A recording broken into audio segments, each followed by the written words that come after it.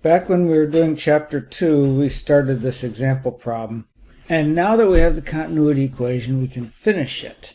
The premise of the problem was that you have this semiconducting strip. There's a layer on top that prevents light from going through, and then you expose the semiconductor to light. And by doing so, on the right-hand side, which we'll say is the positive X side, you can create excess electrons and holes, because a silicon atom will absorb a photon and out comes an electron, and hence there's a hole. So now you have excess carriers, and we calculated the hole concentration far into the illuminated region and far into the dark region, but not around the interface, because that's what we're going to do today. Just to review what we got for that, using the given of a generation rate and the given of a recombination time, that is how long do electrons and holes survive until they find each other and annihilate, we went ahead and calculated the excess hole concentration, which has position dependence to it. It was different far into the two regions, dark and light region. P0 is equilibrium hole concentration, so we calculated that first just from the electron concentration, which equals the doping density because it's an N-type semiconductor. And so we calculated a very, very small equilibrium hole density of just 1,000 holes per cubic centimeter. Excess hole density on top of that was enormous, but the excess carrier density we came up with is negligible compared to the doping density. We were able to then calculate that. So using the generation rate of 10 to the 14th holes per second being generated in every cubic centimeter, and using the recombination time, we said, well, look, how long a hole lasts is how many you make per second times how long they last. 5 times 10 to the 8 holes must be created and destroyed every microsecond, because a microsecond is the lifetime. We had a excess carrier density then from that. The excess hole density, and therefore the excess electron density, is 5 times 10 to the 8th per cubic centimeter. Remember, because holes and electrons are created in pairs, their excess number densities are the same.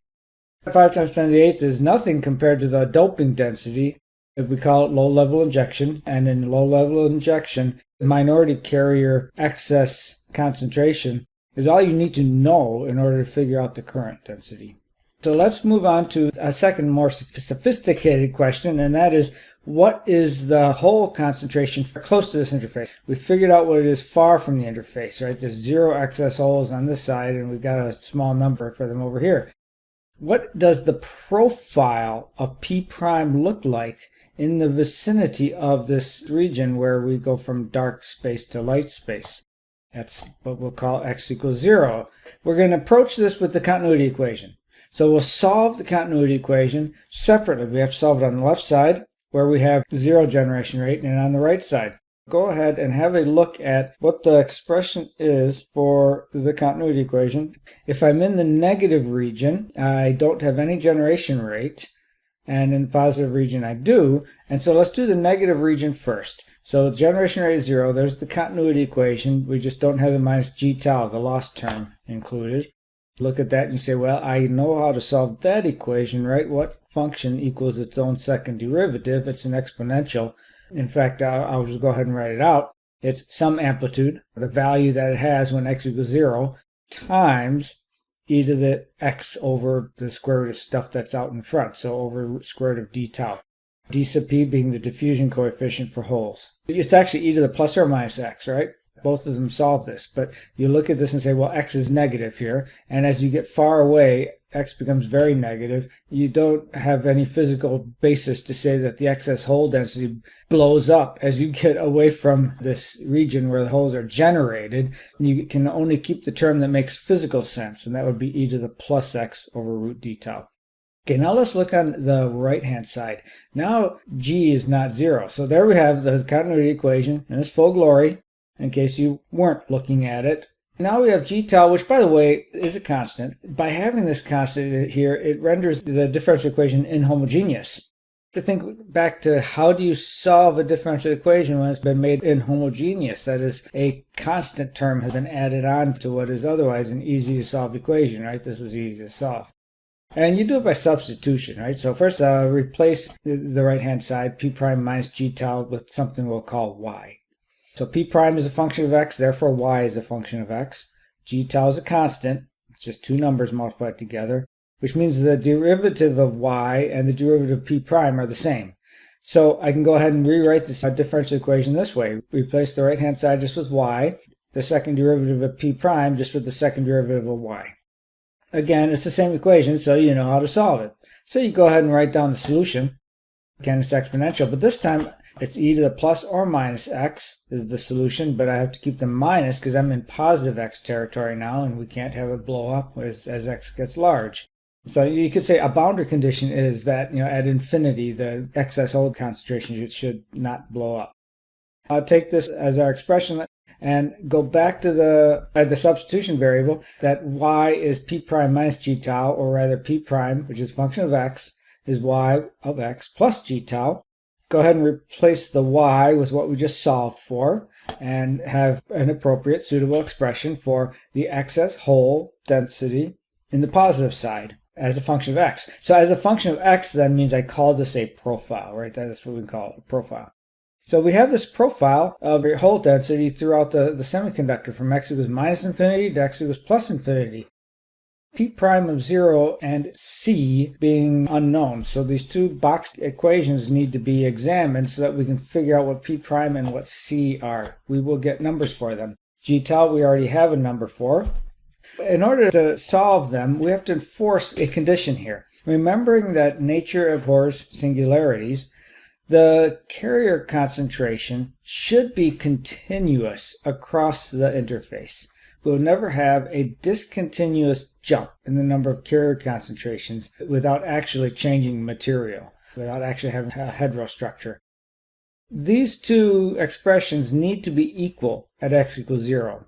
That's going to help us to solve for one of these, but there are two unknowns, C and P prime at 0.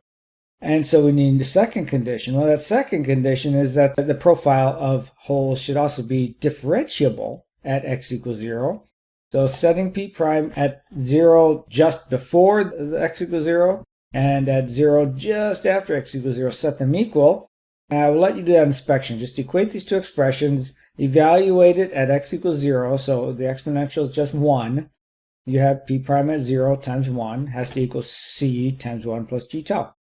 That's a working equation. That relates our two unknowns. Now all we have to do is get something else that relates them, and then we know what they are. So let's enforce differentiability. That is the derivative of P prime just before x equals 0. Evaluate there at x equals 0 has to equal the derivative of P prime after x equals 0 evaluated at x equals 0. So there's the derivative just before. So dp prime by dx. Now look at the expression we have for P prime of x in the negative territory and take the derivative. You should have that. Pause the video if you need to convince yourself. Okay, and then evaluate it at x equals 0. You have P prime of 0 over root d tau. Do the same for the expression in positive territory. Take its derivative. Evaluate it at x equals 0. You get this thing, and it's got the c in it. These two have to be equal. Set them equal, and you can quickly conclude then that apparently c is minus P prime at 0.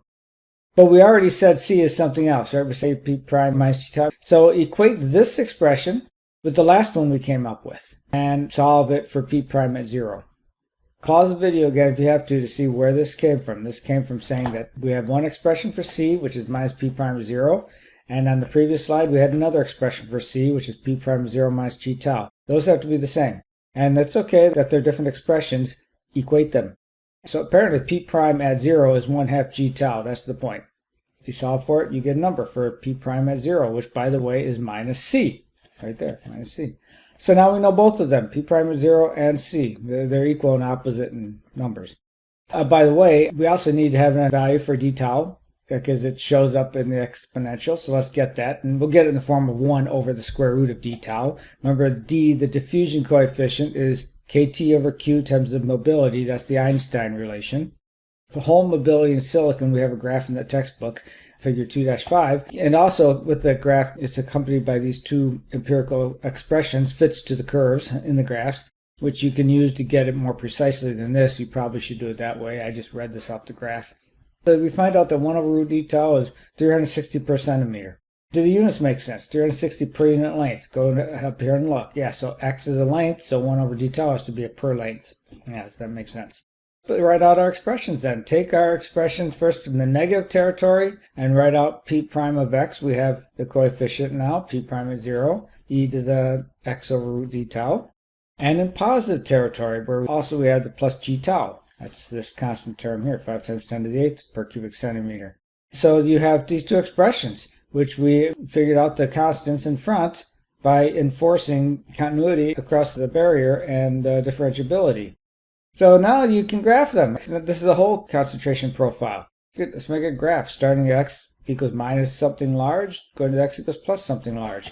Above x equals 0, that's where it's exposed to light, just to remind ourselves what's going on there. The green curve is it. Below x equals 0, it's this top expression. And notice at x equals 0, these two expressions are equal. They're both equal to 2.5 times 10 to the 8 at x equals 0. And at positive x, it looks like this. It's a constant minus an exponential decay, which happens to look like that, a lot like a logarithm. This is the interesting thing. This 5 times 10 to the 8th per cubic centimeter only happens at a distance far from this interface. So as we approach x equals 0, the hole concentration actually goes down. Why does it go down? Because the holes in this area have the ability to diffuse into the negative region. And that's why the hole concentration is not 0 over here. It heads towards 0 eventually, but it takes some very small distance, in the order of a micron or so, but it takes a little bit of distance to diffuse. And remember, it's the diffusion length. 1 over the square root of d tau, 1 over 360 is the diffusion length for holes in silicon. That's finding the excess hole carriers throughout a non-uniform semiconductor using the continuity equation.